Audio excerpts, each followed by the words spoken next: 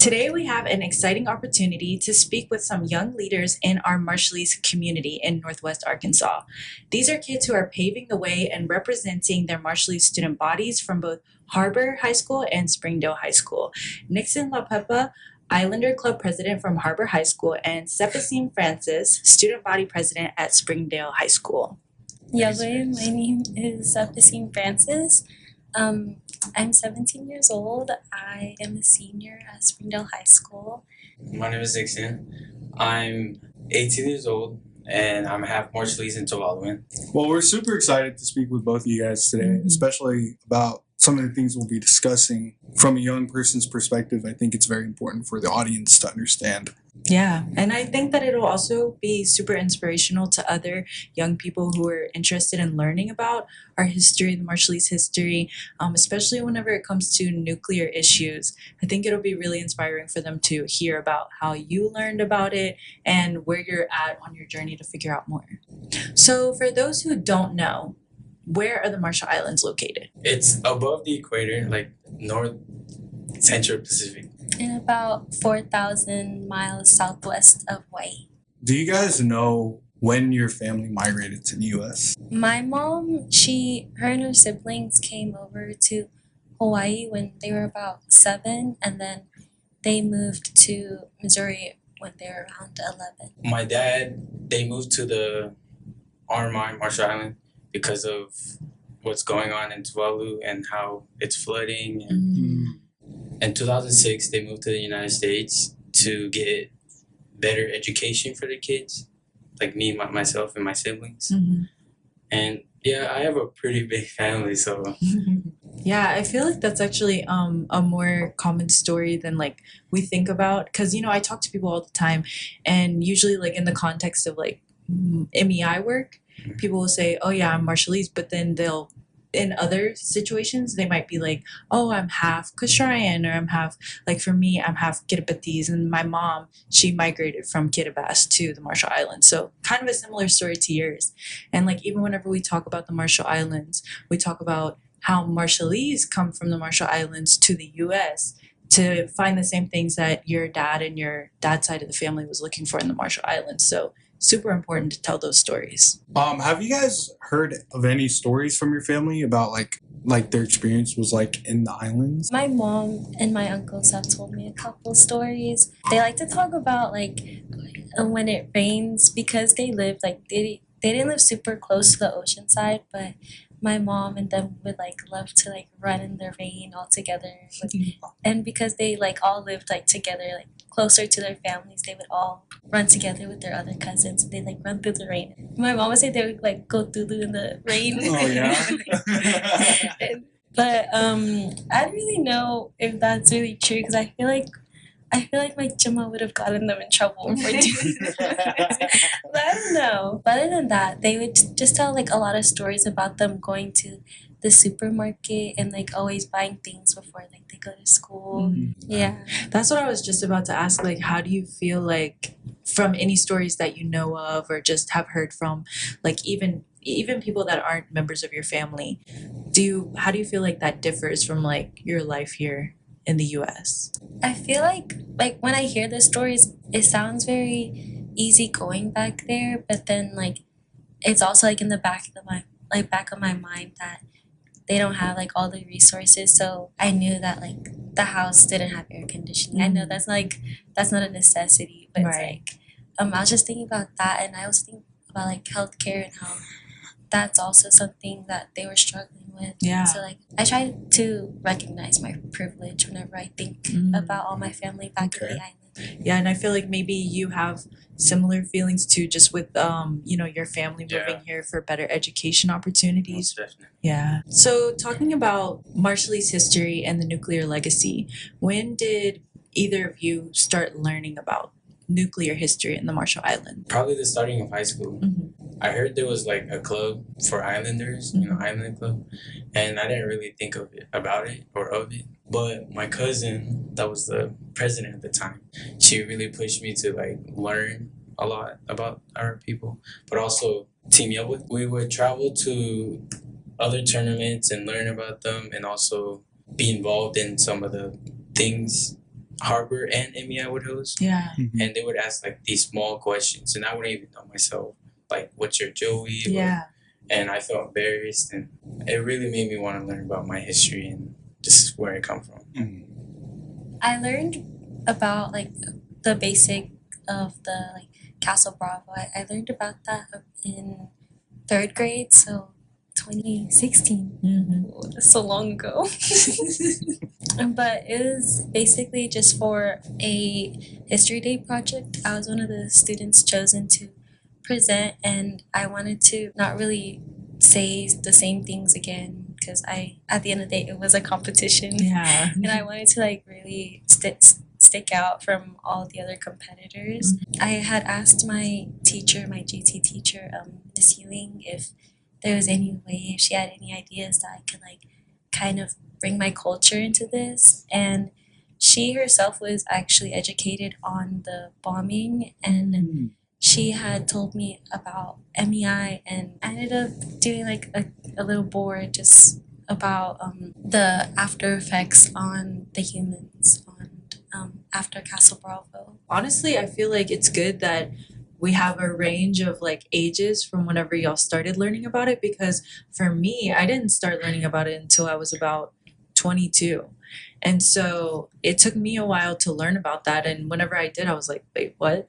This is something that happened. And also like that you both learned from different like sources, like different pathways, like you through your club sports and through like organization like at school, but then you through academics. And I feel like even like me and Matt have similar stories where like he learned kind of through music, and I learned similar to you like by writing a paper about it and wanting to have something that connected me back with like Marshallese history and helped me learn about something I had never learned before. And so did y'all have any feelings whenever you first learned about the nuclear history? So sympathetic and like ashamed that I wasn't taught this. No, my parents, please don't. It's not their fault. It's me not like focusing on what's going on out there. Yeah. Actually listening to my parents. But when I finally heard about it, I was like, dang. I had like the same, because my mom had never spoken to me about it. I think Sina thought I was just a little too young to really understand it. Yeah. But I remember like I was really shocked that ever happened, because I had never connected like why my parents had came to the U.S. or like how do you come from the Marshall Islands to the U.S. Yeah. But I just remember just feeling so bad because the videos I had watched on the National Archives, they looked just like they were like Marshallese people. Yeah. So I was like, wow, that looks like my uncle. Like I felt so bad. Just looking through all the National Archives, it wasn't real, but it was like acted out because they couldn't show the real testings. Right. But it was all acted out, and I just remember like, oh wow, like this is like bad. Like no wonder why the U.S. is letting us in. Like it's definitely hard not to feel sympathetic and like feel like so connected to it, because it is literally like our history, our people's history, and it could have been any of our family members. Speaking about the nuclear legacy in the Marshall Islands, what are some things that kind of stand out to you? I know I'm not super fluent in my language. Of course I can understand it and I can read it here and there, but I think I do lack the knowledge or like the history of the culture. I kind of feel like as the new and upcoming generation, I feel like it's kind of our responsibility to know about these things, because like who's going to teach the next generation and who's going to teach, and so on and so forth, and spreading it out to our teachers and our educators and even like our friends that aren't a part of our culture. I always think that's very important. I always try to invite my teachers and my friends to any events I can, because I do pride myself in my culture, and while I may not be able to speak it as well as others, I do try to make up for it in other aspects of it, in other parts.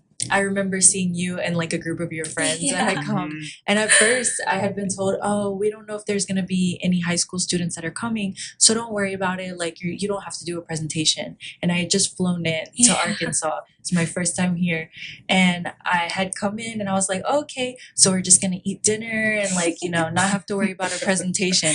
And then they're like, "Okay, are you ready for your presentation?" And I'm like, yes, I guess I am. So I pull it up and I just start speaking to all of you and your friends, and y'all were super engaged, and like I could tell that even some of your friends that weren't a part of the Marshallese culture, I could tell that they cared, and that I'm sure it was good to have like a friend like you to help like introduce them to it and make it a little easier to approach. Yeah, and I feel like it's good because like it's not that I'm forcing them to be interested. Like, Right. I always say like you don't have to come, but like I really do want you to come and learn about it.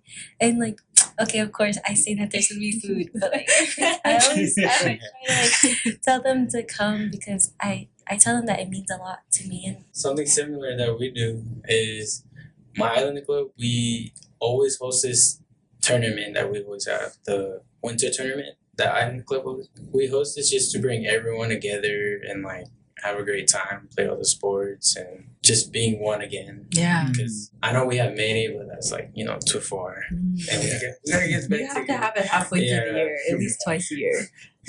And then Mayday at school, we usually pass out lays and like talk about our culture to the students. Yeah. And letting them like get to know what Marshallese people are and why we're here. Also performing for our school. Are you like? Do you participate in like the beat? I try. I can't dance like the others. Like I wish I was professional. No, that's okay. Because I can't dance. I can't. Hey, but I do hula for my for my Tuvalu side. Yeah. Oh, Yeah. cool. My whole family, we used to perform, travel to weddings and we would perform for our family. Oh, that's so cool. I kind of wanted to piggyback off of that. SHS, they do a really good job on every year hosting a Manatee, and our bilingual club as well as SHS Islander Club, they always come together. And this year they had, or I think every year they've had booths and set up in our rotunda, and they always have one that's specifically for nuclear testing in the Marshall Islands. And it's always during lunch, so everyone can come by. And Islander Club always does a whole bunch of beads, and they always have their own little band. It's so cute. At least for me, growing up in Louisiana, there wasn't a lot of representation for Marshallese. And I have a friend too who grew up in Sacramento early on whenever Marshallese were just moving over there. And we talk about it all the time, like even at the Munnet exhibit that we had here at MEI, he was talking about how awesome it is to like be able to talk about it and be able to share that. And he shares that with all of his like younger like nieces and nephews, because it's like whenever you don't have that identity or you have it taken away or like you're not able to share it and it's not very largely represented, it really like does take away a piece of who you are. Whenever Harbor or SHS like hosts a thing, I always wonder if you guys like feel proud that so many students are like participating. Yes, like, definitely. proving themselves. What do you guys think makes the Marshallese culture special specifically? My mom, she loves her Marshallese music, and she loves playing all these Marshallese songs, like not only in the car, like when CDs were the thing, my mom had all the Marshallese albums, and, like she had a whole thing, just a CD, just so many Marshallese songs. She doesn't like vocally like express it sometimes, but through her actions I can definitely see how it's like really special through music and language and like just communication in general. Yeah. My mom's is food. Marshallese food is so underrated right now. So y'all were talking about like some of the traditions that you have at your schools, at Harbor and at Springdale. A lot of the Marshallese kids, they'll beat. For a lot of people that aren't Marshallese, they don't really know what that is. Maybe they've seen a performance if they know Marshallese people in their community, but they may not really know what it means or what the stories are behind it. Do you think you could share a little bit about what beat is? So way back whenever the Marshall Islands were colonized by the Germans came and essentially introduced German line dancing to the Marsh Island. It's basically just a form of storytelling through dance. What are some key things that make the U.S. nuclear legacy and the RMI stand out to you? I remember learning about the amatama, Mm-hmm. and how like it was made from like whatever was left over on the island to eat. It was kind of like the survivors from the testing just eating whatever they can and trying to survive. Yeah, it's crazy to think that there are so many important things that are a part of the Marshallese culture that are still connected to nuclear history. Yeah. And shaped by it. I was also thinking about how overlooked the impact of Castle Bravo was like in general. Mm-hmm. Like I know you guys saying like, oh, your presentations, how it was like 100 or 10,000 times stronger than the bombings of Hiroshima, but I feel like even then I can still see it being like they kind of still in their head still think it's just another atomic bomb, but they're not really like recognizing all of the like how affected not only the island is still currently and how the people are still fighting the diseases from them. So thinking about things that stand out about the US nuclear legacy in the Marshall Islands, something that we talk about in relation to the nuclear history is Project 4.1. So can you share a little bit about what Project 4.1 is? It's essentially like a file of cases that were released to the public that are like they're redacted quite a bit, but they're about the radiation testing on the Marshallese people and like how it affected them. Like for an example, they would like take a tooth out of a person and like see what's going on with them, like see what the radiation is doing and like how is it affecting them, and just all these brutal things they would do to them. And yeah. And that's why it's so important to share it, because so much of the history of Project 4.1 was hidden from the Marshallese people. Even the people that were test subjects themselves didn't have that informed consent around, what is it that they're going to be doing? Like, why are we being sent back to our home islands that are radioactive or that are affected by radioactive material, and then being brought back to other islands? Like, what is the purpose behind that? And it was truly to see how people were impacted by radiation. And without them even knowing that was the case, I mean, they were taken away from their homes. Their homes were tested with nuclear weapons, and then they were brought back to those islands. And then whenever it was discovered that those were radioactive still, they were taken away from their islands and then tested upon. So it's really horrific, because the US was aware that it wasn't necessarily safe to return to these radioactive islands, but they returned them anyways because it was more beneficial for them to learn how humans were impacted by radiation from other humans than to do it just on like mice and goats. Yeah. So much of it has been hidden and taken away from us, and we've had our voices taken away, and being able to speak about it now is so important. We've talked about a lot today. Yeah. It's been a very up and down roller coaster interview. But how you guys feeling? Overwhelmed just to hear about more facts about this. Yeah. And like, it's just crazy. We did come in knowing a bit, but like we've learned through this conversation still. Yeah. I'm so grateful that y'all are sharing this and that y'all are willing to come in and, spend your time talking about these things. And so I think that it's going to be so important to other young people too, to see people like yourselves talking about this and, being empowered to share it and, having such care about the topic too. And speaking about young people that are going to be listening to this and watching this, is there anything you would want to say directly to the young people around the world?